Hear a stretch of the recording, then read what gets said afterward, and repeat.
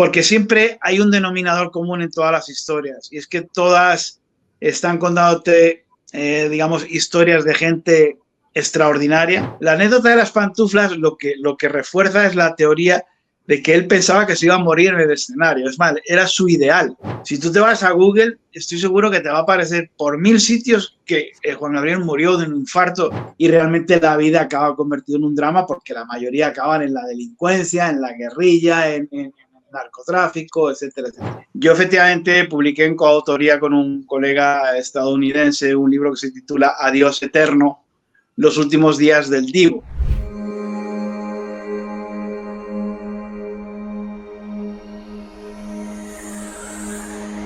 Bueno, mi querida Dorita, es un comentarista deportivo, periodista experto justamente en descifrar la vida de algunas figuras del fútbol especialmente, pero sobre todo es un gran escritor, un detective de las letras que tiene muchas publicaciones y obviamente se mantiene vigente, está presentando un nuevo libro. Además, trabajamos los dos en una época en una revista y seguramente pues él sí se acuerda, y me alegra profundamente volverlo a encontrar así hacia la distancia, porque él está en México y nosotros estamos todos en Manizales y yo en Bogotá.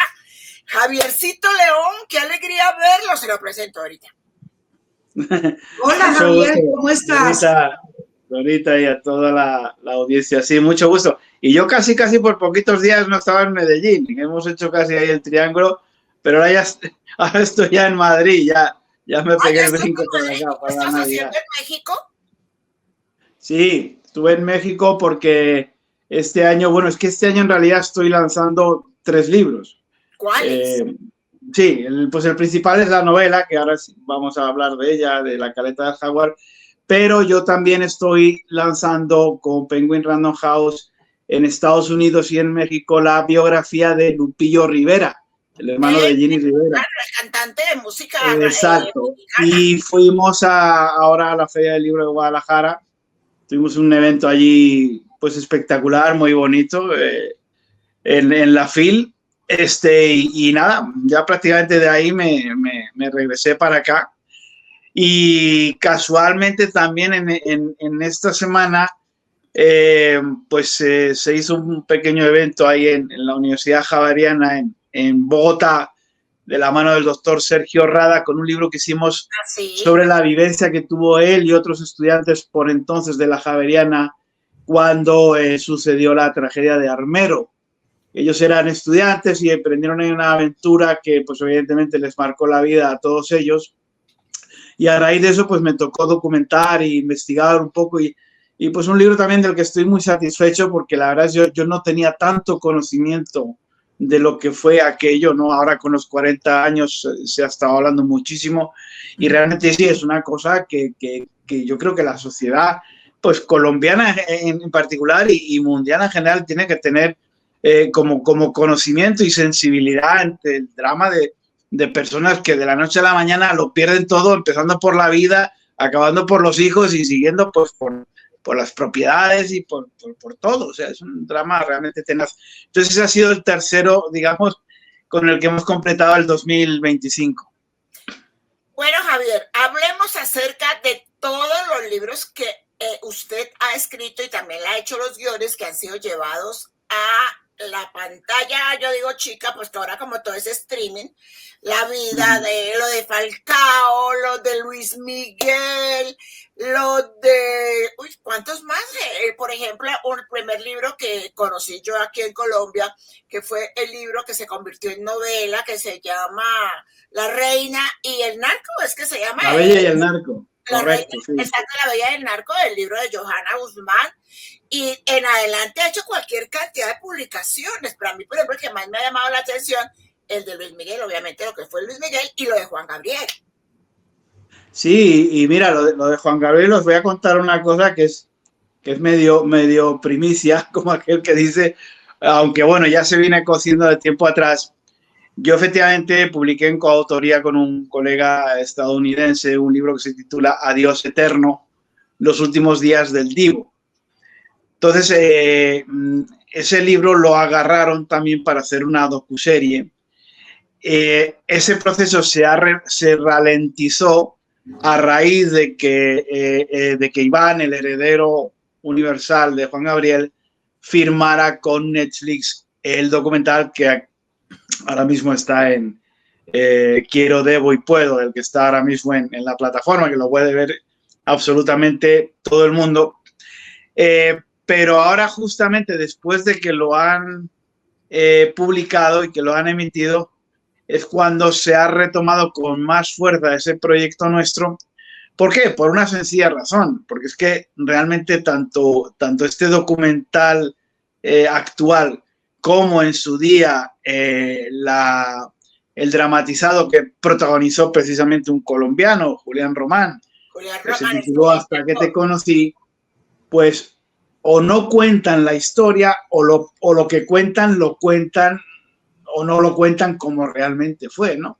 A medias. Se queda un vacío informativo importante en el que creo que pues nuestro libro tiene mucho que decir, porque aparte está publicado y súper vendido y súper conocido, y efectivamente ahí uno ve la serie de Juan Gabriel. Yo me quito el sombrero en el sentido del derroche que hay de material audiovisual inédito, porque él lo grababa todo, como ha quedado patente en esa serie, pero luego realmente no se cuenta la historia de Juan Gabriel en absoluto.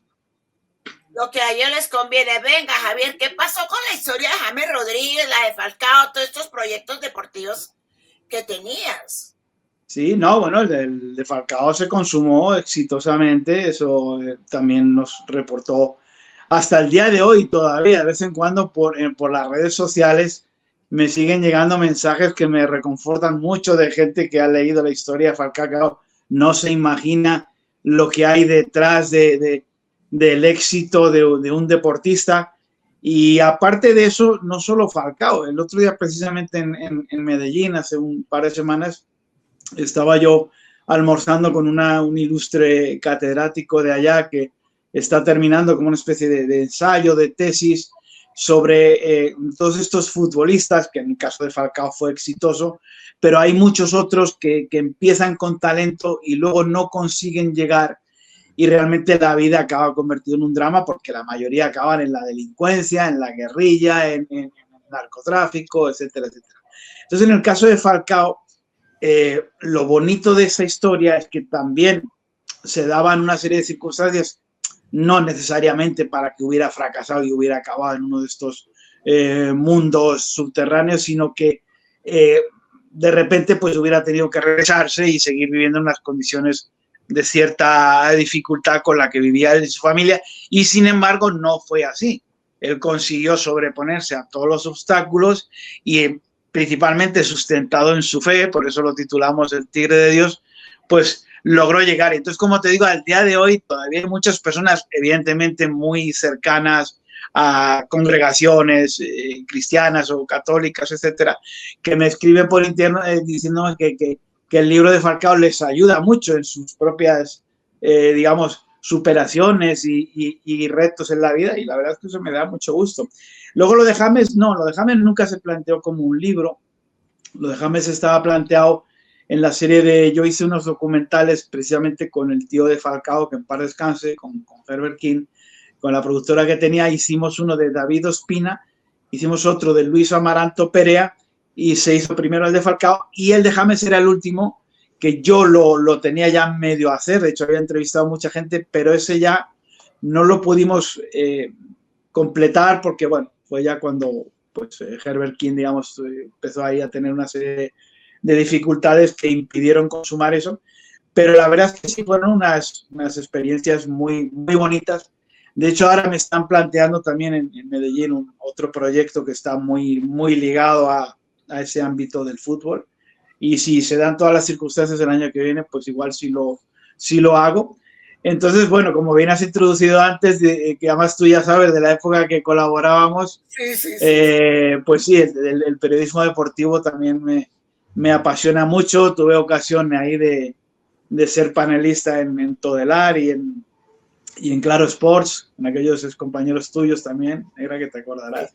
La gente del deportivo, o sea que todo proyecto así sea literario, pero que tiene algo que ver con el fútbol, pues siempre lo miro con muy buenos ojos porque me apetece mucho. Retomando ahorita el tema de lo del libro de Juan Gabriel, me imagino que tuvo que hacer una parte investigativa grande y los rumores que se tejen de muchas personas y de muchos medios de que él sigue vivo, ¿qué pudo investigar usted? No, bueno, eso es, a mí ya me han entrevistado muchas veces al respecto. Bueno, yo he tratado de ser respetuoso, pero, hombre, es como si, no sé qué ejemplo poder ponerte similar, es como si mañana viene alguien diciendo que acaba de ir a Venus y que hay una ciudad oculta en Venus y, bueno, pues que hay una serie de habitantes y no sé, cualquier cosa que a uno se le ocurra inventarse, cualquier barbaridad. Entonces, en el caso de Juan Gabriel es algo similar. O sea, yo por la investigación que hicimos tenemos total y absoluta certeza y demostración incluso científica sin reversa alguna de que, pues por desgracia, claro que por supuesto Juan Gabriel falleció el 28 de agosto del 2016 en Santa Mónica. Es más, nosotros ya en el libro damos datos muy exactos, incluso sobre la causa real de la muerte, porque lo que a uno a veces sí lo decepciona como periodista o como escritor, es que cuando ciertos, no voy a decir no medios o no sé, hoy en día las redes sociales, que es muy difícil de controlar, pero cuando se empiezan a repetir ciertos datos de manera continua que son falsos, al final la gente los acaba tomando como verdaderos. Y este es un ejemplo. Es decir, si tú te vas a Google, estoy seguro que te va a aparecer por 1000 sitios que Juan Gabriel murió de un infarto al miocardio y es absolutamente falso. No tiene nada que ver con la causa real de la muerte de Alberto. Entonces, bueno, uno digamos que su deber es investigar y contar la verdad y dejarla ahí en negro sobre blanco, pues para que al que le apetezca conocer lo que es realmente el rigor de los hechos y no lo que de repente algunos puedan comentar, pues ahí está, ¿no? Entonces, como te digo, nosotros sí manejamos pruebas muy fehacientes de que, pues, por supuesto, falleció, por supuesto, se manejó de una manera un tanto irregular todo el protocolo post-mortem, por decirlo de alguna manera, con aquella celeridad con la que se quemaron los restos mortales sin los trámites, permisos ni tiempos reglamentarios. Luego toda aquella puesta en escena con una carroza fúnebre vacía donde no había absolutamente nada. Bueno, la carroza estaba vacía, Javier. Totalmente, wow, eso está comprobadísimo. Sí. O sea, fue una puesta en escena total y absoluta. Hay una almohada. Todo el recorrido que se hizo del funeral, ahí no había nada. O sea, nada. Ay, ¿cómo nos engañaron, No, sí. Y lo mismo, Negra, lo mismo decían muchas veces de Michael Jackson, que no había muerto. Sí, bueno, yo creo que a mí lo que realmente sí llega un momento dado que vuelvo a esa reflexión, o sea, uno como comunicador o como escritor, cuando uno ve que ya no tanto gente en redes sociales, ya no tanto gente que no tiene ningún rigor ni nada, sino que personas que se les supone una cierta seriedad. Yo te puedo decir que en México, en algunos almuerzos, con gente del medio, no voy a decir nombres por no dejarlos mal, o dejarlas mal en este caso, pero convencidísimos de que eso era cierto. Yo es que no daba crédito, digo, vamos a ver, por el amor de Dios bendito, que no, o sea, que eso no ha pasado, eso es un montaje donde hay ciertos intereses evidentemente de por medio y pues gente que le come cuento a eso, porque evidentemente si ante una información sin ningún tipo de sustento, ni de prueba ni de rigor, pues nadie le parará bolas, pues no habría caso, pero el problema es que eso se repite como altavoces por determinados foros y determinados medios, bueno, hasta el punto que yo me acuerdo que estando en México, me parece que fue el año anterior a la pandemia, en el 19, si no me falla la memoria, había convocada una concentración en la Plaza del Zócalo de la Ciudad de México, que es la plaza, creo que es más grande de toda, por supuesto, de toda la península ibérica, de todo lo que fue España en su día y de todas las Américas. La plaza, que no sé si la conocen, es enorme, la Plaza del Zócalo de la Ciudad de México, y estaba llena de gente porque se había anunciado que iba a aparecer allí Juan Gabriel. Entonces, ante ese tipo de cosas, uno dice, bueno, fin. Pero no, o sea, si realmente hablamos en serio, no, por supuesto que Juan Gabriel murió. Es más, nosotros en el libro nuestro detalla con bastante exactitud, ya no solo cómo murió y todos los detalles de la muerte, sino sobre todo lo más importante en este caso, que es algo que el documental oficial pasa muy por encima, y es hasta qué punto él tenía el total y absoluto convencimiento de que se iba a morir y cómo en los últimos meses de su vida actuó en consecuencia. Es más, la crisis que él tuvo en Las Vegas, nosotros sí la tratamos con mucha profundidad y la tratamos de la mano de la persona que lo atendió. Y usted se ve el documental y sí, ay, que estuvo muy mal en Las Vegas. No, ¿cómo que estuvo muy mal en Las Vegas? Estuvo clínicamente muerto no sé cuántas horas. Y ahí es donde a partir de entonces él ya enfoca su vida a tratar de cerrar círculos, a tratar de reconciliarse pues, con todos los chicharrones que tenía, que eran miles, y algunos personajes muy, muy pesados dentro de ellos. Y así fue. De hecho, 2 días antes de morir, ahí lo contamos en el libro, él tiene en el paseo mismo de Santa Mónica, él tiene una crisis muy grave, que pensaba que no se levantaba del banco en el que se paró, en el que se sentó. Entonces hubo muchísimos síntomas. La anécdota de las pantuflas, cuando él va a cantar en el Forum, que es el último show que él da. O sea, él sabía, es más, la anécdota de las pantuflas lo que refuerza es la teoría de que él pensaba que se iba a morir en el escenario. Es más, era su ideal. O sea, para él hubiera sido la muerte perfecta, que estando cantando le hubiera dado una crisis fuerte y ahí se hubiera quedado, ¿no? Y tanto es así que él, por eso aquel día, que es una anécdota muy buena que contamos en el libro, cuando se llega al foro y se da cuenta que se le habían olvidado sus pantuflas, manda por ellas al apartamento que está, pues ya conocen ustedes las distancias de Los Ángeles, ¿no? Son tremendas, porque él quería morirse con sus pantuflas. Era su último deseo. Claro, hasta tal punto. Entonces, sí, eso era, pues parafraseando a García Márquez, era la crónica de una muerte anunciada total y absolutamente, porque él lo sabía. Aparte, él era lo que coloquialmente en Colombia se dice una persona necia en el sentido de su salud, ¿no? No quería un médico ni a 5 kilómetros a la redonda. O sea, él como muchas personas, no sé si ustedes tengan, yo sí he tenido en mi círculo familiar y cercano personas parecidas que les decían los médicos, oiga, si usted no se cuida, va a vivir menos. Y el tipo decía, bueno, pues vale, voy a vivir menos, pero voy a seguir haciendo lo que se me da la gana. Entonces, es un poco lo que le pasaba a él y por eso fue lo que pasó. Bueno, Javier, pero si tengo una duda muy grande es con la caleta del jaguar. Ese título le pone a volar a uno la imaginación automáticamente. ¿Eso es de cuál narco? Bueno, esa es la idea. Muy famoso de un narco.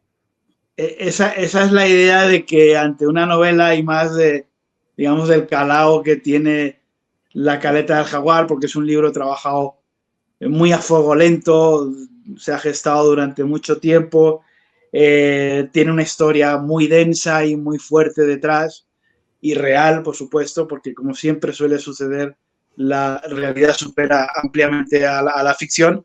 Entonces, pues sí, claro, y ahí es donde pues sí entra la parte del trabajo de uno, de cuando a uno le ofrecen una serie de ingredientes muy ricos y muy sabrosos, pues tiene que dárselas para hacer un guiso que sea apetecible, y pues evidentemente lo que hay que poner al lector es a atraparlo, a meterlo en esa trama que es en busca de la caleta, en busca del tesoro, y pues en el transcurso de esa trama pues conocer a ese personaje tan singular y tan extraordinario en el sentido literal de la palabra, que es la protagonista principal, que es, como digo, es una historia real, está basado en la historia de un personaje real, y que son estos personajes que si uno tuviera... Yo el otro día en México me preguntaba, yo lo comparaba con el papá de Luis Miguel, con Luisito Rey. Digo, si yo tuviera que haberme imaginado para una novela, para la ficción, el prototipo, el arquetipo del pícaro, golfo, transero, medio bandido, medio malandro, mezcla de malicia indígena con picardía andaluza, digo, no me hubiera salido ni la mitad del personaje que era Luisito Rey. Pues aquí en el caso de la Caleta del Jaguar pasa lo mismo. Si yo tengo, por ejemplo, por nombres que el público pueda conocer, si yo me fijo en la Reina del Sur, que es un personaje de ficción, o si me fijo en, ¿qué te digo yo?, en la que interpretó Sofía Vergara, esta Griselda Blanco, o algunas mujeres que de alguna u otra manera han estado ligadas a ese mundo con una personalidad arrolladora y muy singular, pues a mí no se me hubiera ocurrido ni la mitad de la fuerza del personaje que tiene la doctora de la mafia, que es el hilo conductor de la historia y alrededor de la cual pues hay muchas aristas. Es que realmente es una novela que te está contando las peripecias de ella, la vida siempre en el alambre, en la delgada frontera entre el bien y el mal y entre la vida y la muerte, pero al mismo tiempo de esa trama se van derivando algunas subtramas que es que no, yo por eso la novela tiene la densidad que tiene, es que no había manera de quitarle nada, o sea, porque todo era interesante. La propia subtrama de la relación del narco con Diego Armando Maradona ya de por sí hubiera sido un libro aparte, porque es una historia que nadie conoce. ¿Y quién es el personaje, Javier? ¿Quién es el personaje de esta novela? Personaje en la novela tiene un nombre que evidentemente pues no es el nombre real, es un nombre que yo invento, se llama Sofía Otero, pero detrás de la cual sí hay un nombre real. Lo que sí es real es que es doctora, que fue doctora de la mafia durante muchos años, que fue la doctora que se metió a la cárcel a hacerle los tratamientos a algunos de los personajes de mayor calado y además muy populares en el acervo cultural. Yo cito a Chupetas, y yo cito a Los Mellizos, y yo cito a Rodríguez Orejuelas, y yo cito a Don Berna, y yo cito a, en fin, una serie de personajes que estaban orbitando en torno a lo que era la vida de esta mujer, pues yo creo que el público los conoce sobradamente. Y a raíz del cruce de caminos que se produce en Nueva York, cuando ella es pues una niña apenas, una adolescente, lo que pasa es que es, como ya se empieza a ver en la novela, no es una adolescente normal y corriente. Es este tipo de personajes que con 12 años ya pueden tener más madurez que muchas personas con 30. Entonces, a raíz de eso es cuando empiezan a tejerse toda la historia de la vida de esta persona, digamos, por los caminos oscuros, hasta que llega un momento dado, porque le mandan como varios escarmientos de los que no acaba de escarmentar. El primero es la muerte de Víctor el Mellizo. El segundo es... La hija de Mellizo, de ese mellizo. Sí. No sé, bueno, fue mucho más que eso. Fue mucho más que eso, y además en la novela hasta tal punto se relata con detalle que a mí me tocó meterme una semana a convivir con los indios en la selva del Amazonas, porque cuando Víctor el Mellizo ya estaba como el número 1 de la lista de los más buscados por las autoridades de los Estados Unidos y, en fin, ya estaba más que súper calentado y se sabía que ellos eran los que más volumen de negocio manejaban y más poder tenían, que todo se les tuerce por el sapeo de un colega con un juez español. Es otra historia para contar. Pero bueno, a lo que iba, cuando él ya está huyendo, ya él tiene que salir clandestinamente del país, él empieza a mostrar lo que es el perfil de un traqueto muy poco al uso. Yo le llamaba, en la novela le llamo a veces el traqueto mochilero, porque nadie se puede imaginar, que te digo yo, a Pablo Escobar navegando en un velero por los mares del sur en solitario, yendo de Chile a la Polinesia. Eso creo que nadie se lo puede imaginar, y sin embargo el Mellizo sí lo hizo. Entonces, bueno, después de una serie de destinos todos muy exóticos y muy estrafalarios a los que él se refugió, él acabó infiltrado con una comuna indígena de la Amazonía. Y esta mujer se las apañó, aunque era muy complicado, para caerle ahí. Entonces, claro, para yo contar los capítulos de la convivencia de la selva, pues me tocó irme a la selva, ni más ni menos. Entonces hay 2 otros capítulos y, bueno, al final fue una experiencia muy enriquecedora, pero que también al lector le dan una idea, digamos, de la peculiaridad de estos personajes, de la vida fuera de lo común de estos personajes, y también como se dice ahí en la novela, o sea, y es un patrón que se repite en todas las historias de la mafia. En la vida de estos personajes es como la silueta de una montaña, ¿no? Hay un momento, unos años, que todo va subiendo, y llega un momento dado que se llega a una cima y a partir de ahí todo es embajada.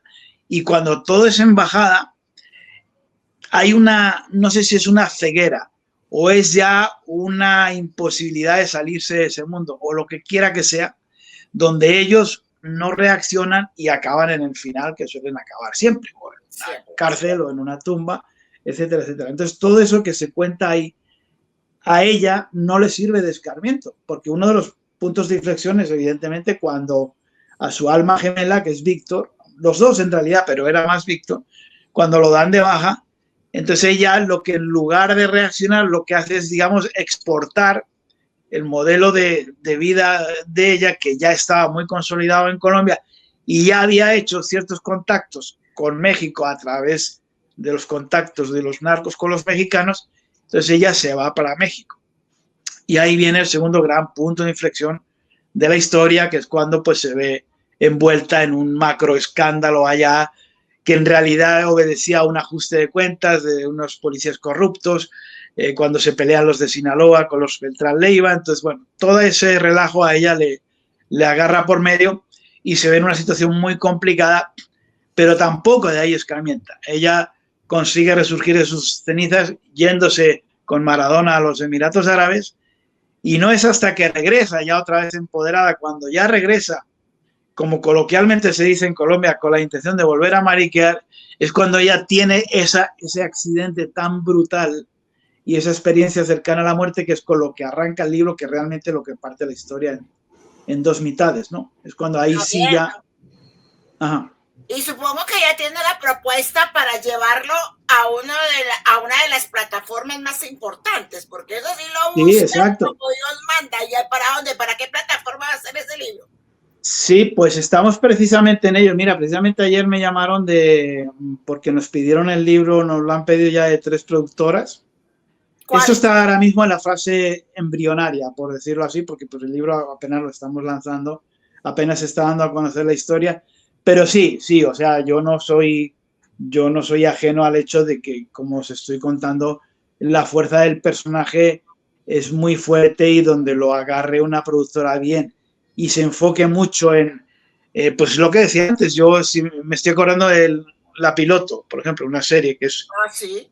Una mujer que fue piloto de los narcos, evidentemente el caso de Kate del Castillo, ¿no? La Reina del Sur, y el personaje de Sofía tiene fuerza sobrada para eso y más. Entonces, bueno, sí, yo creo que acabará más tarde o temprano pero vamos, eso ya va a ser evidentemente el año que viene. Bueno, Javier, y entonces los deportistas, porque a mí me chismosearon, dice que usted iba a hacer un libro sobre Dairo Moreno, el que está de moda aquí en Colombia. Oiga, negrita, pues dele mi número al que se lo chismoseó. ¿Cómo así? Yo encantado la vida. Encantado la vida de hacérselo, pero es la primera noticia que tengo. Que Dairo Moreno, dije yo, pues no tiene nada. La negra ya puede pertenecer al grupo de porristas del Once Caldas, porque como se sabe ya el swing de la canción y de la barra. No, pero lo que pasa es que Javier hace muchos años que está, pues bueno, él va a Colombia, viaja mucho por el mundo, pero obviamente tiene como una base aquí en Colombia. Entonces se conoce a todos los deportistas y a todos los futbolistas, ¿o no? Bueno, Javier, pero sí, no, aparte, como te decía antes, ya más que nada por posibles historias que puedan surgir, ya también por afición. Yo soy desde muy chiquito, muy aficionado al fútbol, y entonces, bueno, pues vivo muy cerquita del estadio de allí de Medellín. O sea que, ¿qué es más emocionante, Javier? ¿Escribir acerca de la vida de los futbolistas, una historia de triunfo, de progreso, o escribir sobre los narcos? Bueno, todo tiene su interés, y todo tiene su manera de enfocarlo positivamente, porque siempre hay un denominador común en todas las historias, y es que todas están contándote, digamos, historias de gente extraordinaria. O sea, no son historias de gente del común. Siempre, en casi todas, o yo diría que en todas, se transmite un mensaje positivo. Es decir, a pesar de que la gente te cuenta su lado oscuro, pues luego al final todos acaban concluyendo de que hay una salida de luz. De hecho, por eso, por ejemplo, la caleta del Jaguar la dedicamos a esa luz, a la luz del mundo, ¿no? En definitiva.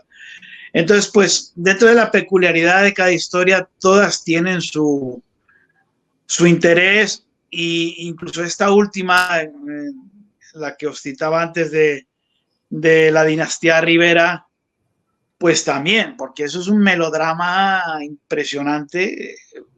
Lupillo Rivera explotado por las mujeres igual que Javier León Herrera. Eso es tremendo, lo de Lupillo es... Pero si entendió Javier el mensaje. Entendió el mensaje de mujeres, Grita, yo de los libros, de las historias de vida que yo he contado, hay dos que se llevan la palma con mucha diferencia en cuanto al prontuario, por decirlo así. Uno es mi amigo, que en paz descanse, Andrés García, que falleció hace un par de años, y el otro, mi paisano Julio Iglesias. Ese es el... ¿verdad que su paisano le hizo el libro a Julio Iglesias? Claro, y además una historia autorizada por él, una historia muy, muy particular, se llama Nuestro Julio, y no, ese...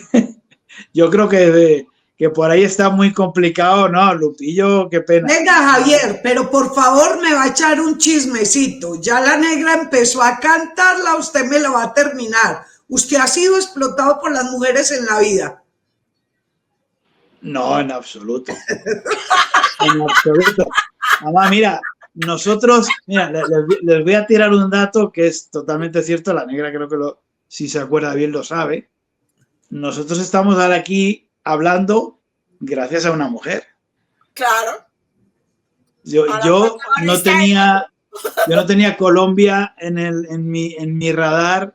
Es más, cuando yo acabo en Colombia, que es cuando me ofrecen la historia de La Bella y el Narco, que por cierto, La Caleta del Jaguar es un spin-off, es una historia que nace en La Bella y el Narco. Sí, que Johanna Guzmán. Quiero apuntar ese detalle. Entonces, cuando a mí me ofrecen esa historia, yo venía de haberme regresado a Miami porque iba a retomar la biografía de Vicente Fernández que la habíamos pactado con Andrés García. Bueno, ¿y en qué está pasando? Aquí están las buenas noticias de la industria licorera de Caldas. Juan Yelilis Quiseno, para los que no me conocen, gerente general de la industria licorera de Caldas, la fábrica de los sueños. ¿Y por qué hablamos de la fábrica de los sueños en la industria licorera de Caldas? Los sueños no siempre son buenos. En el año 2010 nosotros sufrimos un incendio que quemaron 2 de nuestras bodegas con nuestras tafias añejas de los rones, y todos en Caldas pensamos que nuestra industria licorera se iba a acabar. Pero lo que en realidad mostró la industria licorera de Caldas después de eso fue una pujanza enorme y una resiliencia fantástica, al punto que podemos decir que hoy, en el año 2025, tenemos el mejor año de más de 120 años de historia. Tenemos las mayores ventas en toda la historia de la industria licorera de Caldas, los mayores ingresos en la historia de la industria licorera de Caldas, las mayores utilidades en la historia de la industria licorera de Caldas, las mayores exportaciones en toda la historia. Pero somos una fábrica que lo hace desde el corazón. Todo lo que hacemos en nuestra industria licorera de Caldas refleja lo que somos todos los caldenses. Y quiero solamente darles unos números para que vean lo que significa esa fábrica que es de todos los caldenses. Orgullosamente pública, estamos hablando que es una fábrica que en toda su cadena de valor le irriga a la economía nacional más de 3.5 billones de pesos al año. Que en los últimos 2 años ha girado para la salud y la educación de todos los departamentos de Colombia más de 2 billones de pesos. Yo le hice la biografía a Andrés García, yo era muy amigo de Andrés, y Andrés a su vez era íntimo amigo de Vicente Fernández. Y en aquel proceso, me acuerdo tanto que hablamos 1000 veces, y no, ya nos presentó, lo convenció, yo le iba a hacer su biografía, pero coincidió que fue cuando yo me vine aquí a Madrid, y estuve unos años, porque estuve en cargos de responsabilidad en prensa, obviamente no le quedaba bueno tiempo para otra cosa.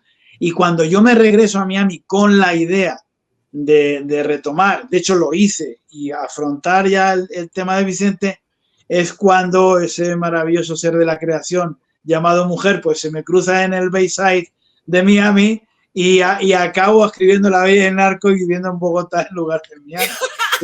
Javier. Así se resume la historia. Javier, ¿usted es casado? No, era. ¿Estás solterito y a la orden, Javiercito? ¿O por ahí tienes compañía clandestina?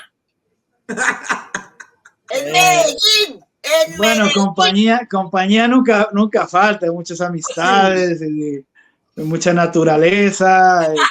Yo soy muy creyente, mira, aquí tengo, pues, es con Dios, ¿no? Pues está el pececito. Vea, con Dios, pero... Digamos que ahora mismo algo así que yo pueda decir, no, si ahora mismo estoy con una relación seria, no puedo echar mentiras. Pero vea. Es que amigas, Negrita, le toca que titule Amigas con Derecho. Tiene 50,000 amigas con derechos. Venga, Javier, ¿usted se volvió a ver con Giovanna? Pues mira, casualmente nos escribimos hace poquito, porque siempre andamos en la misma, a ver si coincidimos, tal y cual, y yo le dije, digo, mira, porque he andado entrando y saliendo ahora por Bogotá, y cuando ya parecía que podíamos coincidir, pues resulta que ella está en Estados Unidos, que en San Francisco, no sé dónde me dijo, y que no regresaba hasta enero. Entonces sí, seguramente nos veamos en cualquier momento. Sí hemos tenido siempre como una, no muy fluida, pero sí, la relación, sí, el contacto siempre ha estado ahí, porque bueno, la historia de Giovanna, como tú bien sabes, fue también no solo motivo de plasmarla en un libro, sino fue un libro que tuvo una repercusión importante. De hecho, por eso decía antes que esta Careta del Jaguar a mí me viene de la onda expansiva del éxito de aquella novela.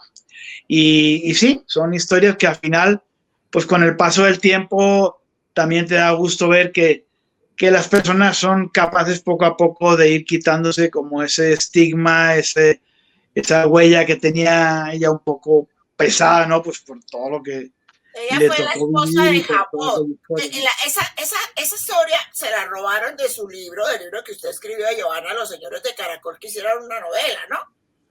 ¿Cuál? La novela de Caracol que se inspiró en el libro que usted escribió de la historia de Jabón y de Giovanna Guzmán. La Bella y el Narco, ¿no fue? Pero la convirtieron ellos en una novela. ¿Pero a qué novela te refieres? Que no la conozco. No recuerdo muy bien. ¿No era El Cartel de los Sapos? No, El Cartel de los Sapos es anterior. De hecho, yo me leí El Cartel de los Sapos cuando estaba investigando la... No, lo que sí es cierto es que yo sí tuve sobre la mesa una oferta de Caracol, eso sí es verdad. Para llevar a televisión. Para comprar los derechos de La Bella y el Narco. Exacto, y finalmente terminaron fue robándoselos a Giovanna y a usted. Bueno, pues eso sí, pues eso, si te han robado, pásame los datos que se los mandamos al abogado, pero inmediatamente. Me acuerdo que hablé con Giovanna y me decía, Negrita, pero usted es bien cálida de la más, que cómo se le ocurre contar todo lo que estaba en el libro. Así es, nadie sabe para quién trabaja. Tuvimos una oferta, aquello se quedó luego atrás porque hubo un cambio no recuerdo los nombres, ¿para qué te voy a decir? No lo recuerdo ahora. Hubo un cambio en la cúpula de Caracol en ese fin de año, porque yo me acuerdo tanto, es más, yo me acuerdo que aquello fue porque yo estuve en México justo el primer viaje después de la pandemia, cuando se pudo, el primer viaje que yo pude hacer, después de 2 años, y me estuvieron mostrando toda la infraestructura que ellos tenían en México, porque ellos estaban produciendo precisamente la serie autorizada de Vicente Fernández, que ahí también hubo como dicen los mexicanos, hubo un pedo muy fuerte, porque salió una versión apócrifa, por decirlo de algún modo, creo que fue con Vic, ya no me acuerdo bien, y ahí se lió la Mari Morena, y en fin, no sé en qué acabaría todo aquello, pero sí fue en ese interim donde a mí me contactaron, me hicieron, de hecho hubo una primera oferta sobre la mesa, yo se la pasé a la persona que tenía ahí de representante en Los Ángeles, pero cuando ya fuimos digamos, a negociar, nos encontramos con que hubo un cambio de cúpula y la dejaron en, como suele decir, en stand-by. Entonces sí tocaría enterarse de que no hayan hecho un mal uso. Espero que no, porque el libro es muy obvio y la historia está ahí. Entonces, y yo creo que ya me hubiera yo enterado. Si hubiera en Bogotá, Javier. Yo le cuento todas esas historias, ¿o yo?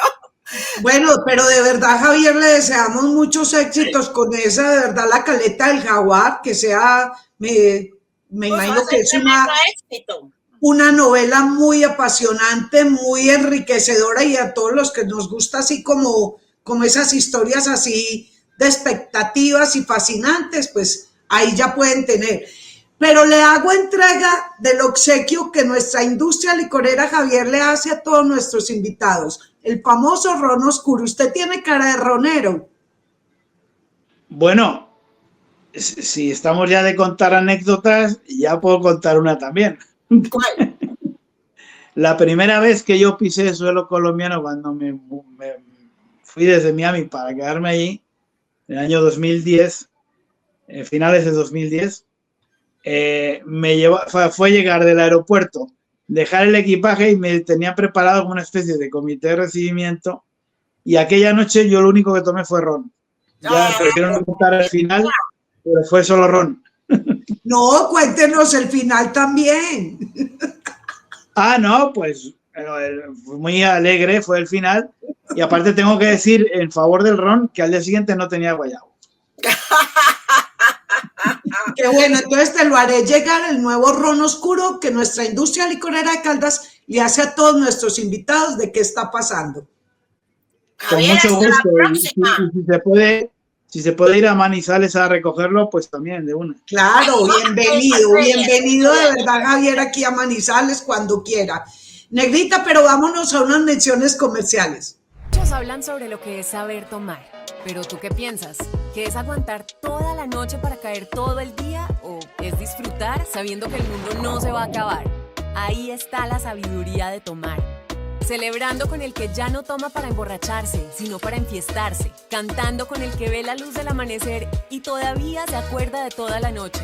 Brindando con los que te miran a los ojos, no con los que te dicen pa'l centro y pa' dentro. Bailando con los que no terminan la noche antes de que empiece. A todos ellos los invitamos para decirles: lo tuyo es el ron. Ron Viejo de Caldas, el ron de los que saben. Para y consulta.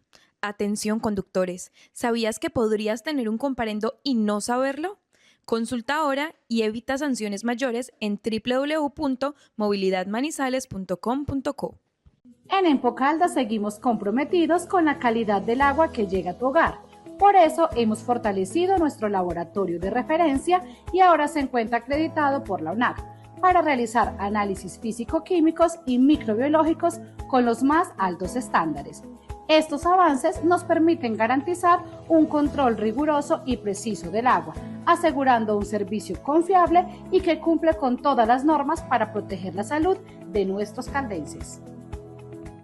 Sistema Integrado de Seguridad y Emergencia de Caldas. Hemos fortalecido la convivencia ciudadana y mejorado la capacidad de respuesta de las autoridades. Gracias a su operación 24/7 en la línea 123, la seguridad de los caldenses está siempre atendida. Esta es una estrategia de la Gobernación de Caldas junto a la Secretaría de Gobierno, trabajando unidos por la tranquilidad de nuestras comunidades.